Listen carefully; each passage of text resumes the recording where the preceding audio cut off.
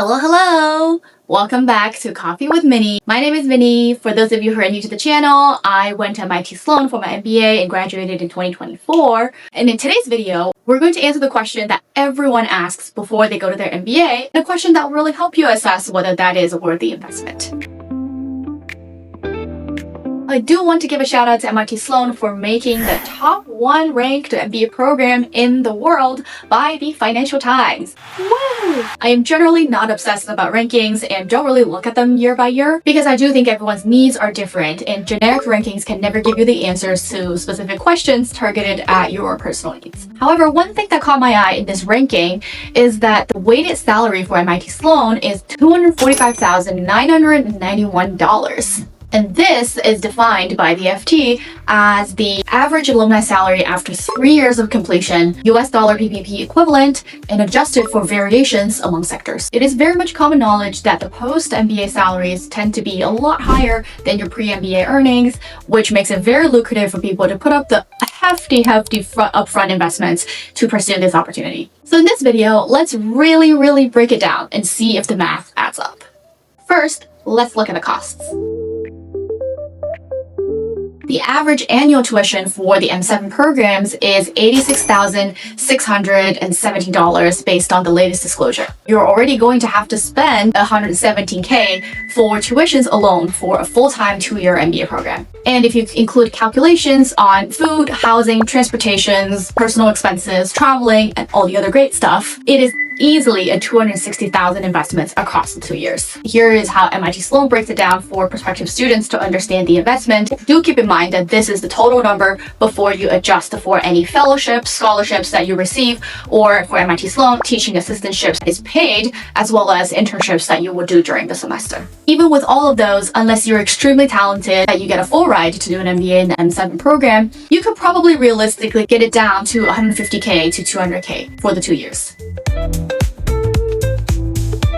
And now let's look at the post-MBA salaries for the M7 program. Here is the latest tally of all of the post-MBA salaries in terms of base salary, signing bonuses, and other compensation factors such as relocating bonuses or performance bonuses or stock options across all 7 schools. Most of these numbers are based on the latest disclosure, which is based on the class of 2025. And if you just look at this table alone, it does seem like the median base salary for most of the M7 programs are around $170K to $180K. And with other factors in the total compensation, it is easily an over $200K salary package. But here are some factors and risks that the business schools don't tell you explicitly in these reports. First, what you're looking at is a median salary, which means half of the students are earning more than this number in their first year after graduating. However, the other half do not.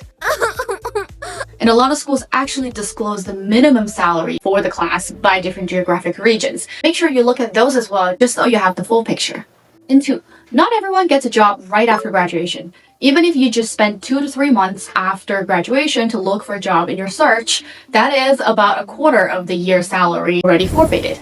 Number 3, if you live in Tier 1 cities in the US, such as New York or SF, the $250,000 package isn't actually as luxurious as it sounds. And finally, the 2-year MBA program definitely comes with an opportunity cost.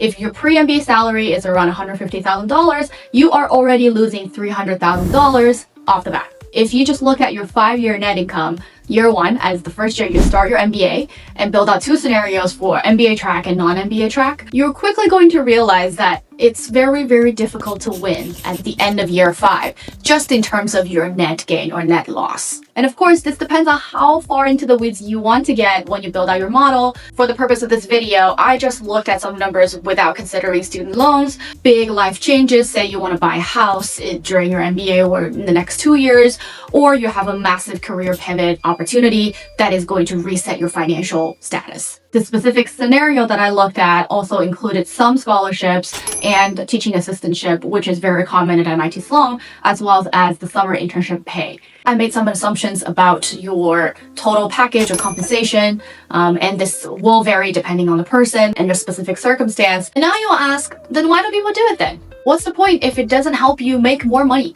And so what if you can get a $200K job after a $200K investment if it doesn't really give you any net wins? Well, here's the plot twist: the long term and the invisible gains.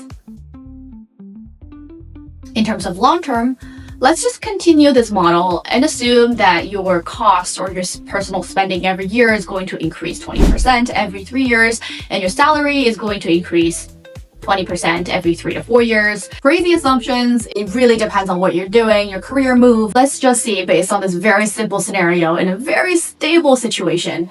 Actually, by year 10 is when you're going to see the net gains or the advantages of an MBA track. So what this tells me on the very base level is that if you choose to invest in an MBA program or a degree, especially in top prestigious programs, you should manage your expectation that the financial net gain is only going to actualize in the long run, at least 7 to 8 years. In addition to the long-term view, there are invisible gains or some intangible assets that the MBA program will come with that again will contribute to that long-term gain. And that includes your MBA network. And this is not just about finding another alumni or classmate or professor who is going to give you a job, but these people are potentially your future investors, business partners, and anyone that could help you in your career and in your life in so many ways that you just cannot imagine. And also advanced financial literacy. Not everyone who graduated from the top MBA programs can build out a very advanced financial model for a private equity investment. However, what you will learn from being in this environment and obviously gaining the basic knowledge about corporate finance and accounting is that you're going to have a very strong financial literacy for at least your own personal finances. These 2 years will really make you hypersensitive, maybe because of the upfront investments, about your personal finance and your long-term financial goals. And a third asset that we don't talk about enough is what I call the entrepreneurial itch that will lead to new sources of income in the next 2 to 3 years. I have classmates who are already raising Series A funding in their startups, the ones that they started during business school. And I also know people who ended up joining startups that were founded by our professors are then now acquired by larger companies. Those are career opportunities that will completely change the game that you play in terms of wealth and future financial gains. And it is 100% true that you do not need an MBA program to do any of those things or be an entrepreneur or succeed. But if you come from a background where you don't have the training, don't have the network, and don't have the exposure to do all of those things, an MBA at a top program will really help you be open-minded and learn about the foundations of those options. So, what is the verdict? To summarize everything that we talked about today, I will say that the verdict is you will have a better shot at landing a 200K job after you pursue a 200K MBA program, but it really depends on the market, the industry, and your talent. Plus, you will have to be ready to accept that you are going to lose out on the short-term gain, mostly because of the opportunity cost. However, you are going to gain intangible assets that will multiply your income in the long run. The payback upside is nearly infinite. I hope this is a helpful breakdown if you're thinking about an MBA program or deciding whether to leave your current role for this opportunity. I want to caveat by saying there is absolutely no right or wrong choice or decision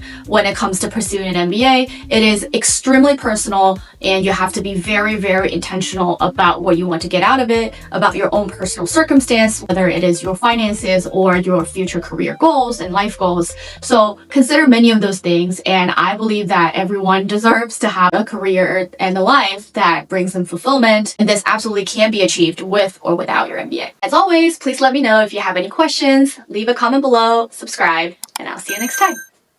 Bye!